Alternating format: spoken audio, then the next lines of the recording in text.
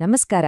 ನಮ್ಮ ರಾಜ್ಯ ಸರ್ಕಾರ ಅಂದ್ರೆ ಸ್ಟೇಟ್ ಗವರ್ನ್ಮೆಂಟ್ ಅದು ಹೇಗೆಲ್ಲ ಕೆಲ್ಸ ಮಾಡುತ್ತೆ ಅಂತ ಯಾವತ್ತಾದ್ರೂ ಯೋಚ್ನೆ ಮಾಡಿದೀರಾ? ನಾವ್ ನೋಡೋ ಎಂಎಲ್ಎಗಳು, ಮುಖ್ಯಮಂತ್ರಿ, ಆಫೀಸರ್ಗಳು, ಕೋರ್ಟ್ಗಳು ಇವರೆಲ್ಲ ಅಧಿಕಾರದ ಮೂಲ ಯಾವುದು? ಇದಕ್ಕೆ ಉತ್ತರ ಸಿಗೋದು ನಮ್ಮ ಸಂವಿಧಾನದ 6ನೇ ಭಾಗದಲ್ಲಿ. ಇದು ರಾಜ್ಯ ಸರ್ಕಾರದ ಒಂದು ಕಂಪ್ಲೀಟ್ ಬ್ಲೂ ಪ್ರಿಂಟ್ ಇದ್ದ ಹಾಗೆ. ಬನ್ನಿ, ಈ ದೊಡ್ಡ ಸಿಸ್ಟಮ್ನ ಪ್ರತಿಯೊಂದು ಭಾಗವನ್ನು ಸಿಂಪಲ್ ಆಗಿ ಅರ್ಥ ಮಾಡ್ಕೊಳ್ಳೋಣ. ಪ್ರತಿದಿನ ನಾವು ಕೇಳ್ತೀವಿ, ನೋಡ್ತೀವಿ, ಸರ್ಕಾರ ಆ ನಿರ್ಧಾರ ತಗೊಂತು, ಈ ಯೋಜನೆ ತಂತು ಅಂತ. ಆದ್ರೆ ಈ ಸರ್ಕಾರ ಅನ್ನೋದು ಹೇಗ್ ಹುಟ್ಕೊಳ್ಳುತ್ತೆ? ಅದರ ಪವರ್ ಎಲ್ಲಿಂದ ಬರುತ್ತೆ? ಈ ಎಲ್ಲಾ ಪ್ರಶ್ನೆಗಳಿಗೆ ನಮ್ಮ ಸಂವಿಧಾನದ 6ನೇ ಭಾಗದಲ್ಲಿ ಉತ್ತರ ಇದೆ. ಬನ್ನಿ, ನಮ್ಮ ಜೀವನದ ಮೇಲೆ ಇಷ್ಟೆಲ್ಲ ಪ್ರಭಾವ ಬೀರೋ ಈ ವ್ಯವಸ್ಥೆಯ ಒಳಗೆ ಏನಿದೆ ಅಂತ ನೋಡೋಣ. ಸರಿ, ಈ ಇಡೀ ಚರ್ಚೆಯನ್ನ ಶುರು ಮಾಡೋಕ್ ಮೊದ್ಲು ಸಂವಿಧಾನದ ಪ್ರಕಾರ ರಾಜ್ಯ ಅಂದ್ರೆ ಏನು ಅಂತ ತಿಳ್ಕೋಬೇಕು.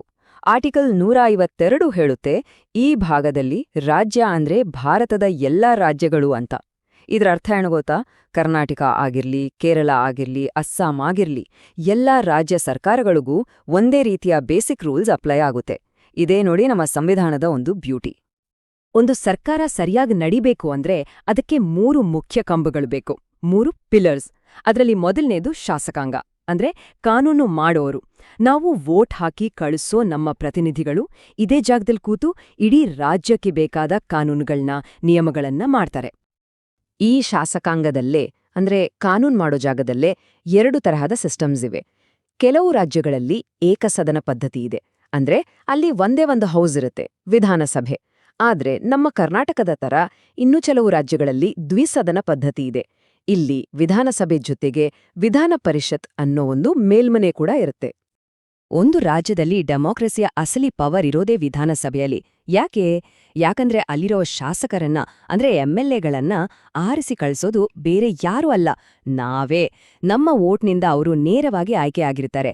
ಅದಕ್ಕೆ ಇದನ್ನ ಜನರ ಮನೆ ಅಂತಾನೂ ಕರೀತಾರೆ. ಸರ್ಕಾರ ಮಾಡೋಕಬೇಕಾದ ಮೆಜಾರಿಟಿ ಕೂಡ ಇಲ್ಲೇ ಡಿಸೈಡ್ ಆಗೋದು. ಹಾಗಿದ್ರೆ ಈ ವಿಧಾನಸಭೆಯಲ್ಲಿ ಎಷ್ಟು ಜನ ಇರಬಹುದು? ಅದಕ್ಕೂ ನಮ್ಮ ಸಂವಿಧಾನ ಒಂದು ಲೆಕ್ಕ ಇಟ್ಟಿದೆ. ಮ್ಯಾಕ್ಸಿಮಮ್ 500 ಜನ, ಮಿನಿಮಮ್ 60 ಜನ ಇರಬೇಕು ಅಂತ. ಆದ್ರೆ ಸಿಕ್ಕಿಂನಂತಹ ಕೆಲವು ಚಿಕ್ಕ ರಾಜ್ಯಗಳಲ್ಲಿ ಜನಸಂಖ್ಯೆ ತುಂಬಾನೇ ಕಡಿಮೆ ಇರೋದ್ರಿಂದ ಆ ರಾಜ್ಯಗಳಿಗೆ ಈ ಮಿನಿಮಮ್ 60ರ ನಿಯಮದಿಂದ ವಿನಾಯಿತಿ ಕೊಟ್ಟಿದ್ದಾರೆ. ಈಗ ಬರೋಣ ವಿಧಾನ ಪರಿಷತ್ಗೆ, ಅಂದ್ರೆ ನಮ್ಮ ಮೇಲ್ಮನೆ. ಇದರ ರಚನೆ ಇದೆಯಲ್ಲ, ಅದು ತುಂಬಾ ಇಂಟ್ರೆಸ್ಟಿಂಗ್. ಇಲ್ಲಿ ಬರೀ ರಾಜಕಾರಣಿಗಳೇ ಇರಲ್ಲ, ಬದಲಿಗೆ ಟೀಚರ್ಗಳು, ಗ್ರಾಜ್ಯುಯೇಟ್ಗಳು, ನಮ್ಮ ಸ್ಥಳೀಯ ಸಂಸ್ಥೆಗಳಾದ ಪಂಚಾಯಿತಿ, ನಗರಸಭೆಗಳ ಪ್ರತಿನಿಧಿಗಳು, ಹೀಗೆ ಬೇರೆ ಬೇರೆ ಕ್ಷೇತ್ರಗಳ ಎಕ್ಸ್ಪರ್ಟ್ಸ್ಗಳು ಇರ್ತಾರೆ. ಇದರಿಂದ ಕಾನೂನು ಮಾಡುವಾಗ ಒಂದು ಆಳವಾದ, ಬೇರೆ ಬೇರೆ ಆಯಾಮಗಳ ಚರ್ಚೆ ನಡೆಯುತ್ತೆ. ಕಾನೂನನ್ನ ಬರೀ ಪೇಪರ್ ಮೇಲೆ ಬರ್ದಿಟ್ರೆ ಸಾಕಾಗಲ್ಲ ಅಲ್ವಾ? ಅದನ್ನ ನಿಜ ಜೀವನದಲ್ಲಿ ಜಾರಿಗೆ ತರಬೇಕಲ್ಲ. ಆ ಕೆಲಸ ಮಾಡೋದೇ ಸರ್ಕಾರದ 2ನೇ ಪಿಲ್ಲರ್, ಕಾರ್ಯಾಂಗ.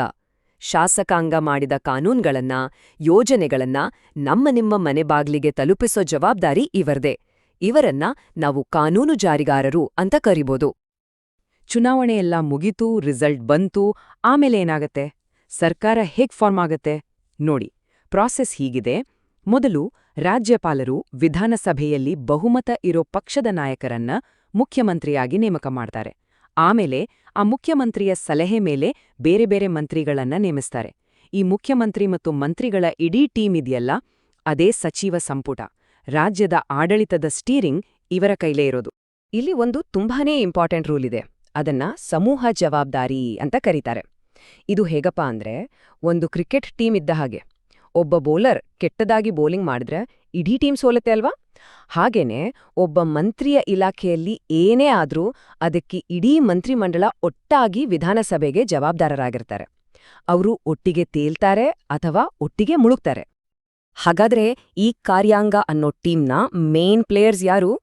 ರಾಜ್ಯದ ಸಂವಿಧಾನಿಕ ಮುಖ್ಯಸ್ಥರಾಗಿ ರಾಜ್ಯಪಾಲರು ಇರ್ತಾರೆ. ಸರ್ಕಾರದ ನಿಜವಾದ ಮುಖ್ಯಸ್ಥ, ಅಂದ್ರೆ ಹೆಡ್ ಆಫ್ ಗವರ್ಮೆಂಟ್ ಆಗಿ ಇಡೀ ಮಂತ್ರಿಮಂಡಲವನ್ನ ಲೀಡ್ ಮಾಡೋದು ಮುಖ್ಯಮಂತ್ರಿ. ಇನ್ನು ಸರ್ಕಾರಕ್ಕೆ ಲೀಗಲ್ ಅಡ್ವೈಸ್ ಕೊಡೋಕೆ ರಾಜ್ಯದ ಅತಿದೊಡ್ಡ ಕಾನೂನು ಅಧಿಕಾರಿಯಾದ ಅಡ್ವೊಕೇಟ್ ಜನರಲ್ ಇರ್ತಾರೆ. ಸರಿ, ಕಾನೂನು ಮಾಡೋರನ್ನ ನೋಡಿದ್ವಿ, ಜಾರಿ ಮಾಡೋರನ್ನ ನೋಡಿದ್ವಿ. ಈಗ 3ನೇ ಮತ್ತು ಕೊನೆಯ ಕಂಬ. ಇವರೇ ಕಾನೂನಿನ ಕಾವಲುಗಾರರು, ನ್ಯಾಯಾಂಗ. ಶಾಸಕಾಂಗ ಮಾಡಿದ ಕಾನೂನುಗಳು, ಕಾರ್ಯಾಂಗ ಕೊಟ್ಟ ಆರ್ಡರ್ಗಳು, ಇವೆಲ್ಲ ಸಂವಿಧಾನದ ಪ್ರಕಾರ ಸರಿ ಇದೆಯಾ ಇಲ್ವಾ ಅಂತ ಚೆಕ್ ಮಾಡೋದು ಮತ್ತು ಜನರಿಗೆ ನ್ಯಾಯ ಕೊಡೋದೇ ಇವರ ಮುಖ್ಯ ಕೆಲ್ಸ. ಪ್ರತಿಯೊಂದು ರಾಜ್ಯದ ಜುಡಿಷಿಯಲ್ ಸಿಸ್ಟಮ್ನ ಟಾಪಲ್ಲಿರೋದು ಹೈಕೋರ್ಟ್. ರಾಜ್ಯದಲ್ಲಿ ಕಾನೂನಿನ ಆಳ್ವಿಕೆಯನ್ನ ಕಾಪಾಡೋದು ಇದರ ಜವಾಬ್ದಾರಿ. ಒಂದು ಇಂಟ್ರೆಸ್ಟಿಂಗ್ ವಿಷಯ ಅಂದ್ರೆ, ಕೆಲವು ಸಲ ಒಂದು ಹೈಕೋರ್ಟ್ 2 ಅಥವಾ 3 ರಾಜ್ಯಗಳಿಗೂ ಅಧಿಕಾರವನ್ನು ಹೊಂದಿರುತ್ತೆ. ಹೈಕೋರ್ಟ್ಗೆ ಎಂಥ ಪವರ್ಸ್ ಇರುತ್ತೆ ಗೊತ್ತಾ? ಅದರಲ್ಲಿ 3 ತುಂಬಾ ಮುಖ್ಯವಾದವು. ಮೊದಲನೇದು, ನಮ್ಮ ಫಂಡಮೆಂಟಲ್ ರೈಟ್ಸ್ಗೆ ಅಂದ್ರೆ ಮೂಲಭೂತ ಹಕ್ಕುಗಳಿಗೆ ಏನಾದ್ರೂ ತೊಂದರೆ ಆದ್ರೆ ನಾವು ಡೈರೆಕ್ಟ್ ಆಗಿ ಹೈಕೋರ್ಟ್ ಬಾಗಿಲ್ ತಟ್ಟಬಹುದು. ಎರಡನೇದು, ಕೆಳಗಿನ ಕೋರ್ಟ್ ಕೊಟ್ಟ ತೀರ್ಪು ಸರಿಯಿಲ್ಲ ಅಂತ ಅನ್ಸಿದ್ರೆ ಹೈಕೋರ್ಟ್ನಲ್ಲಿ ಅಪೀಲ್ ಮಾಡ್ಬೋದು. ಮೂರನೇದಾಗಿ, ರಾಜ್ಯದ ಎಲ್ಲ ಕೆಳಗಿನ ಕೋರ್ಟ್ಗಳು ಸರಿಯಾಗಿ ಕೆಲಸ ಮಾಡ್ತಿವ್ಯಾ ಅಂತ ನೋಡ್ಕೊಳ್ಳೋ ಜವಾಬ್ದಾರಿಯೂ ಹೈಕೋರ್ಟ್ ಮೇಲಿದೆ. ಓಕೆ, ಈಗ ನಾವು ಈ 3 ಪಿಲ್ಲರ್ಸ್ ಅಂದ್ರೆ ಶಾಸಕಾಂಗ, ಕಾರ್ಯಾಂಗ ಮತ್ತು ನ್ಯಾಯಾಂಗ, ಇವು 3 ಒಟ್ಟಿಗಿಟ್ಟು ನೋಡೋಣ. ಯಾಕೆ ಈ ಸಿಸ್ಟಮ್ ಇಷ್ಟು ಇಂಪಾರ್ಟೆಂಟ್ ಅಂತ ಈಗ ಅರ್ಥ ಮಾಡ್ಕೊಳ್ಳೋಣ. ಈ 3 ನಡುವೆ ಪವರ್ ಹೇಗೆ ಹಂಚಿಕೆಯಾಗಿದೆ ಅನ್ನೋದೇ ಒಳ್ಳೆ ಆಡಳಿತದ ಸೀಕ್ರೆಟ್. ನೋಡಿ, ಸಂವಿಧಾನದ ಈ 6ನೇ ಭಾಗ ಇದೆಯಲ್ಲ, ಇದು ನಮ್ಮ ಇಂಡಿಯನ್ ಫೆಡರಲಿಸಂನ ಹೃದಯ ಇದ್ದ ಹಾಗೆ. ಇದು ಕೇಂದ್ರ ಸರ್ಕಾರಕ್ಕೆ ತನ್ನದೇ ಆದ ಅಧಿಕಾರ ಮತ್ತು ರಾಜ್ಯ ಸರ್ಕಾರಗಳಿಗೆ ತಮ್ಮದೇ ಆದ ಅಧಿಕಾರ ಅಂತ ಸ್ಪಷ್ಟವಾಗಿ ಒಂದು ಲೈನ್ ಹಾಕತ್ತೆ. ಇದ್ರಿಂದ ರಾಜ್ಯಗಳು ತಮ್ಮ ಜನರಿಗೆ ಏನ್ ಬೇಕೋ ಅದಕ್ಕೆ ತಕ್ಕಂತೆ ಆಡಳಿತ ನಡೆಸೋಕೆ ಒಂದು ಸ್ವಾತಂತ್ರ್ಯ ಸಿಗುತ್ತೆ. ಈ ಇಡೀ ಸಿಸ್ಟಮ್ ನಿಂತಿರೋದು 3 ತತ್ವಗಳ ಮೇಲೆ. ಮೊದಲನೇದು, ಶಾಸಕಾಂಗದ ಶ್ರೇಷ್ಠತೆ. ಯಾಕಂದ್ರೆ ಅದು ಜನರನ್ನ ರೆಪ್ರೆಸೆಂಟ್ ಮಾಡುತ್ತೆ, ನಮ್ಮ ಮಾತನ್ನ ಅಲ್ಲಿ ಹೇಳುತ್ತೆ. ಎರಡನೇದು, ನ್ಯಾಯಾಂಗದ ಸ್ವಾತಂತ್ರ್ಯ. ಅದು ಯಾರ ಪ್ರಭಾವಕ್ಕೂ ಒಳಗಾಗದೆ ನ್ಯಾಯ ಕೊಡ್ಬೇಕು. ಮತ್ತು ಮೂರನೇದು, ಕಾರ್ಯಾಂಗದ ಜವಾಬ್ದಾರಿ. ಸರ್ಕಾರ ತಾನು ಮಾಡೋ ಪ್ರತಿಯೊಂದು ಕೆಲ್ಸಕ್ಕೂ ಜನರಿಂದ ಆಯ್ಕೆಯಾದ ಶಾಸಕರಿಗೆ ಉತ್ತರ ಕೊಡ್ಲೇಬೇಕು. ಸರಿ, ಎಲ್ಲವೂ ಚೆನ್ನಾಗಿದೆ. ಆದ್ರೆ ಒಂದು ಕ್ಷಣ ಯೋಚನೆ ಮಾಡಿ ನೋಡಿ.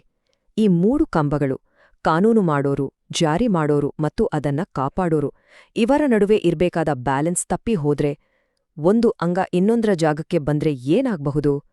ನಮ್ಮ ಪ್ರಜಾಪ್ರಭುತ್ವದ ಕಥೆ ಏನಾಗ್ಬೇಡ? ಇದು ಬರೀ ಪರೀಕ್ಷೆಗೆ ಬರೋ ಪ್ರಶ್ನೆ ಅಲ್ಲ, ಇದು ನಾವು ಪ್ರತಿದಿನ ನಮ್ಮನ್ನ ನಾವೇ ಕೇಳ್ಕೋಬೇಕಾದ ಪ್ರಶ್ನೆ. ಇನ್ನೂ ಈ ತರಹ ಹೆಚ್ಚು ವಿಡಿಯೋಗಾಗಿ ನಮ್ಮ ಚಾನೆಲ್ ಸಬ್ಸ್ಕ್ರೈಬ್ ಮಾಡ್ಕೊಳ್ಳಿ. ಹಾಗೆ ನಿಮ್ಮ ಅನಿಸಿಕೆನ ಕೆಳಗಡೆ ಕಮೆಂಟ್ ಮಾಡಿ. ಹೌದು. ಸಿಗೋಣ ಮುಂದಿನ ವಿಡಿಯೋದಲ್ಲಿ. ನಮಸ್ಕಾರ.